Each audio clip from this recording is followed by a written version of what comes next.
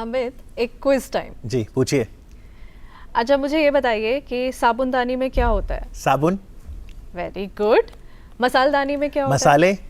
Very good, आप तो बड़े तेज हैं। अच्छा मुझे बताइए चूहेदानी में क्या होता है? चूहा। मच्छरदानी में? मच्छर। Got you। जी बिल्कुल गजब की बात है कि मच्छरदानी में इंसान रहते हैं, और वो इसीलिए ताकि मच्छर उन्हें ना काटें, और मच्छर के काटने से बीमारियां भी होती हैं, जैसे मलेरिया है, डेंगू है। आज हेलो डॉक्टर में हम फोकस कर रहे हैं डेंगू पर, और इस विषय पर बातचीत के लिए यहाँ दिल्ली स्टूडियोज़ में हमारे साथ दो डॉक्टर्स हैं। आइए उनका परिचय आपके साथ कराऊँ। स्वागत कीजिए डॉक्टर संजीव सिन्हा का। नमस्कार doctor Sanjeev, professor medicine AIIMS नई दिल्ली से। स्वागत करते हैं डॉक्टर रोहित बंसल का। नमस्कार, professor department of medicine, doctor RML hospital. Doctor Sanjeev, क्या अब आज 1 सितंबर है, क्या केसेस काफ़ी आ रहे हैं डेंगू के? हाँ, पहले तो मैं आपके माध्यम से सभी दर्शकों को नमस्कार कहना चाहता हूँ, गुड मॉर्निंग कहना चाहता हूँ। और मैं ये बताना चाहता हूँ कि ये डेंगू की बीमारी ये मानसून सीज़न में होती है।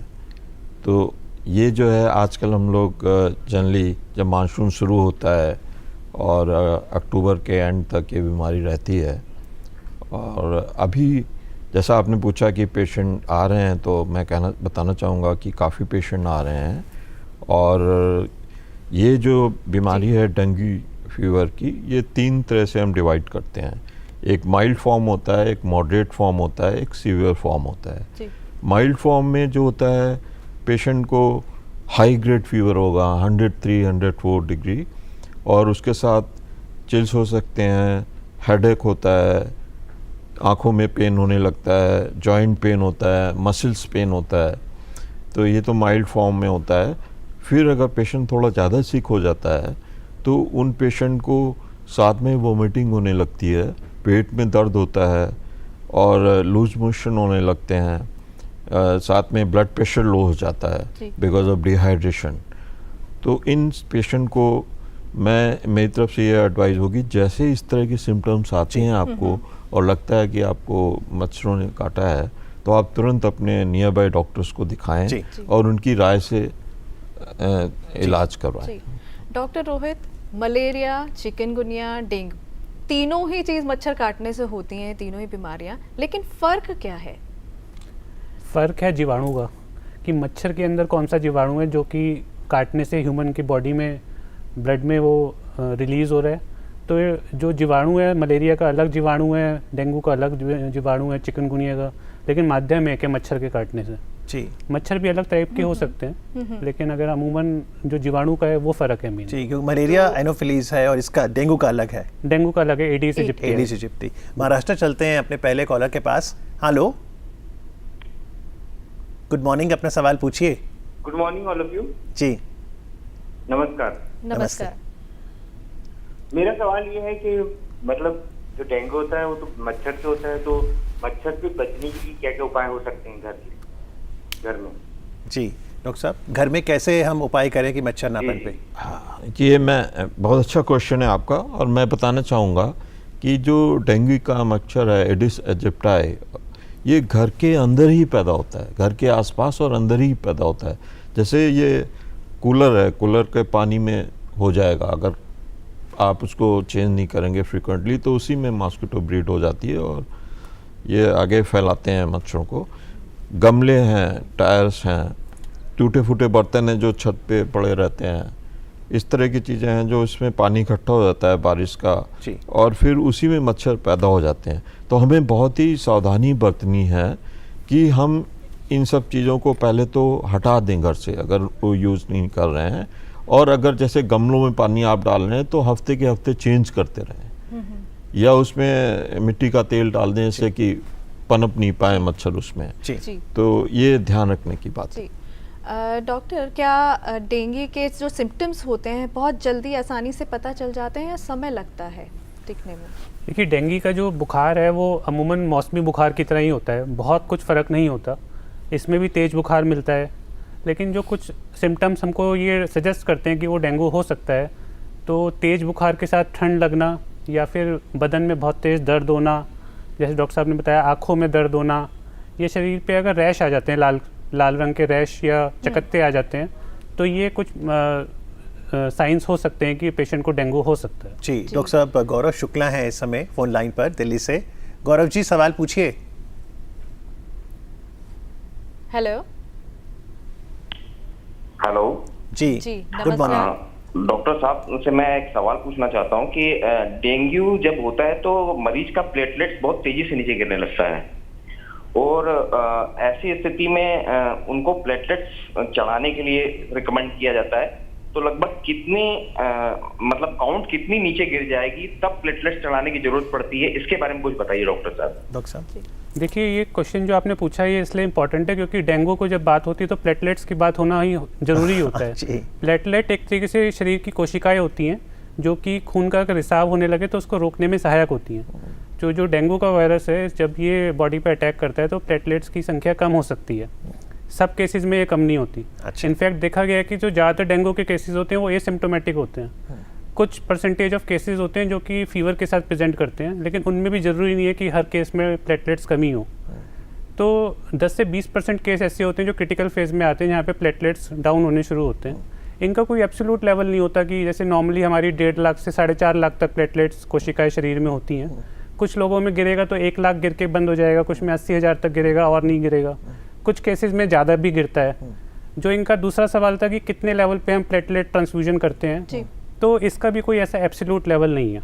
अगर शरीर से कहीं पे खून का रिसाव हो रहा है तो वो देखते हुए डॉक्टर निर्णय करता है कि इर्रिस्पेक्टिव कि प्लेटलेट काउंट कितना है, वो अपने निर्णय से, अपनी समझ से ये डिसाइड करेगा कि प्लेटलेट ट्रांसफ्यूजन होना या नहीं होना। जी, लेकिन क्या कुछ ऐसे फूड आइटम्स भी हैं, जैसे हम आज न्यूट्रिशन की बात कर रहे थे, जिससे प्लेटलेट काउंट बढ़ सके जब डेंगू हो जाए तो?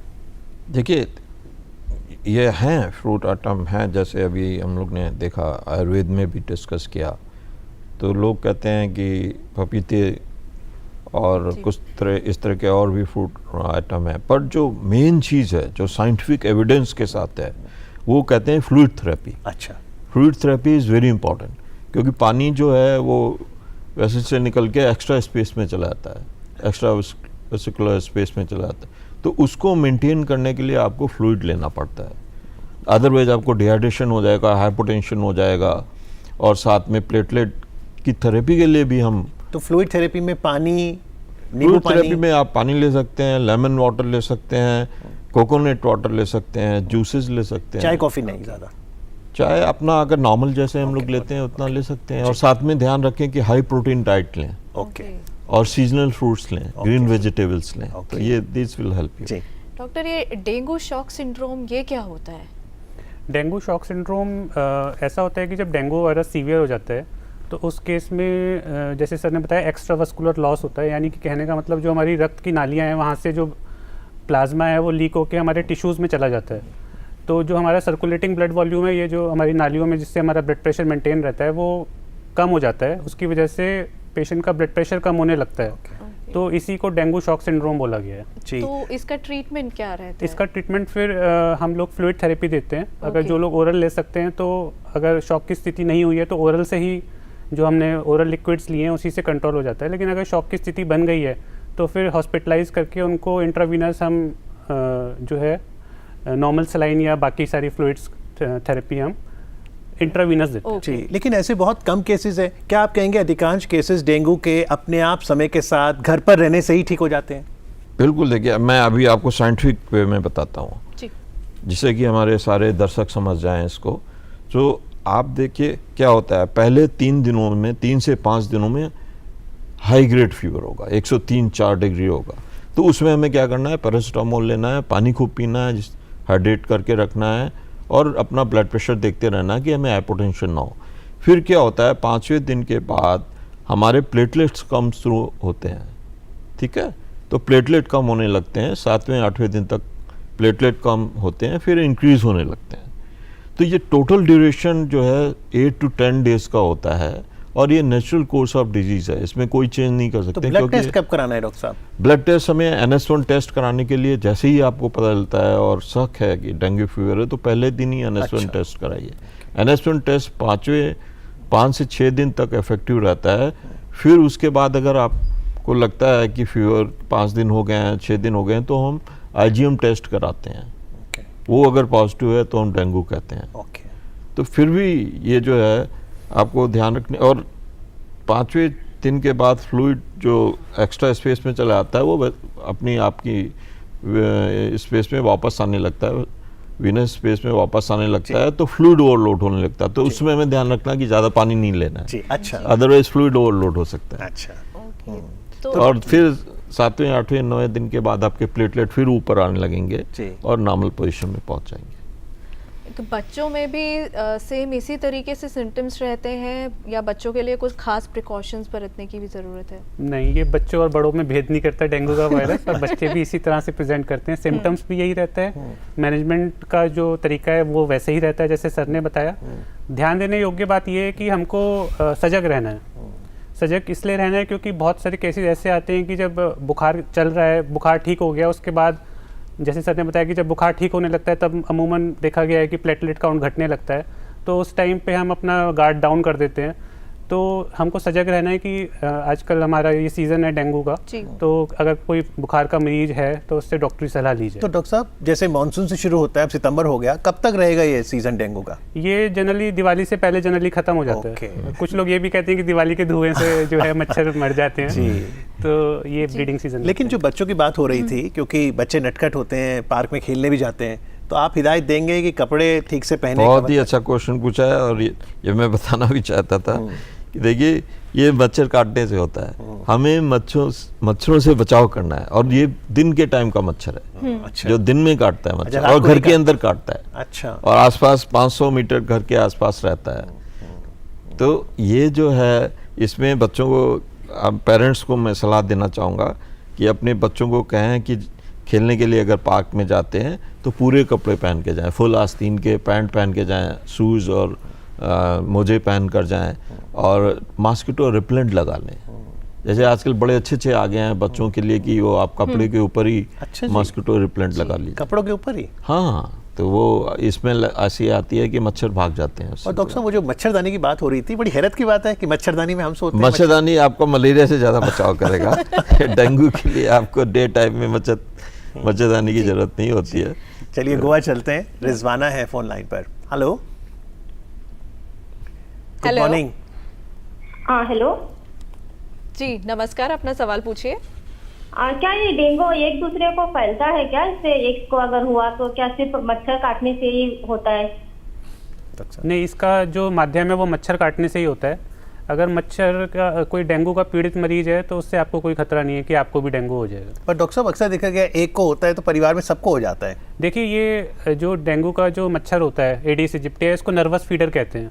नर्वस फीडर इसलिए कहते हैं क्योंकि अगर ये आपकी स्किन पे बैठा है, अपनी मील ले रहा है, ब्लड मील ले रहा है, और उस समय कुछ अगर हमारा हाथ हिलता है, पैर हिलता है या कोई और मूवमेंट होती है तो वो नर्वस हो जाता है, वो छोड़ देता है अपनी मील अधूरे पे ही। ऐसे में कोई अगर आसपास फैमिली मेम्बर्स हो रहा है तो वो उसको जाके काट लेगा, या फिर उसी पर्सन को दोबारा भी काट सकता है। तो जैसे कि मलेरिया का जो मच्छर होता है वो अपनी फीड एक बार में पूरी करता है और आराम से बैठ जाता है, लेकिन ये जो है नर्वस फीडर होता है बार बार फीड लेता है, छोटी छोटी जी छोटी। डॉक्टर साहब चलते चलते, क्योंकि अब कोविड के बाद वैक्सीन शब्द सबको पता लगा, क्या डेंगू से लड़ने के लिए वैक्सीन नहीं है कि हम पहले ही ले लें वैक्सीन? नहीं, डेंगू की वैक्सीन है, और ये अभी इंडिया में अवेलेबल नहीं है। गवर्नमेंट ऑफ इंडिया इस पर रिसर्च कर रही है, और हो सकता है आने वाले समय में इंडिया में भी आ जाएगी।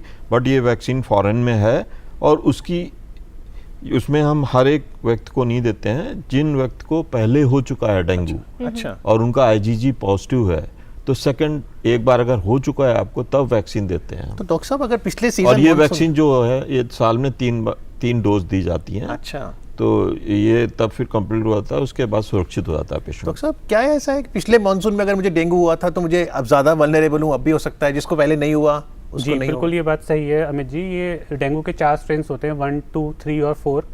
तो किसी भी एक स्ट्रेन से अगर आप काट लेते हो तो उसके खिलाफ लाइफ लॉन्ग इम्यूनिटी उस स्ट्रेन पे बनती है, लेकिन बचे हुए 3 स्ट्रेन से आप फिर भी वल्नरेबल रहते हो। और वैक्सीन चारों से बचाती है? वैक्सीन चारों से बचाने के लिए बनाई जा रही है। ओके, जी, तो कुछ स्पेसिफिक ऐसे प्रिवेंशन टिप्स आपकी तरफ से जो अभी हम सबको एहतियात बरतना चाहिए, अपनानी चाहिए?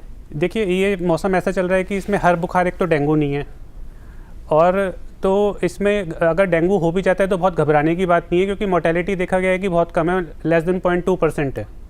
तो अगर आप घबराएं नहीं, अपना समय से इलाज कराएं, और मुझे नहीं लगता कि ये बीमारी कोई ऐसी है कि जो ठीक ना हो सके। जी डॉक्टर साहब, कोई ऐसी और हिदायत चलते मैं चलते? बिल्कुल हिदायत देना चाहूँगा, बच्चों को हिदायत देना चाहूँगा कि पार्क में जाएं तो कपड़े पहन कर जाएं, स्कूल में जाएं पूरे कपड़े पहन कर जाएं, आस्तीन कवर करके जाएं, मॉस्किटो रिपेलेंट लगा कर जाएं, और साथ में जिनको ये बीमारी होती है पैनिक ना हो, ये ट्रीटेबल बीमारी है और इसमें 1 हफ्ते का समय लेकर चलें। जी खूब पानी पिएं, रेस्ट करें, खाना पीना खाएं, घर पे रहें, एंजॉय करें, घबराएं नहीं। जी बिल्कुल, जानकारी ही सबसे बड़ी वैक्सीन है। और आज जो जानकारी देने के लिए डॉक्टर संजीव आपका, डॉक्टर रोहित आपका बहुत बहुत आभार। Thank you very Thank you much. so much. Thank you.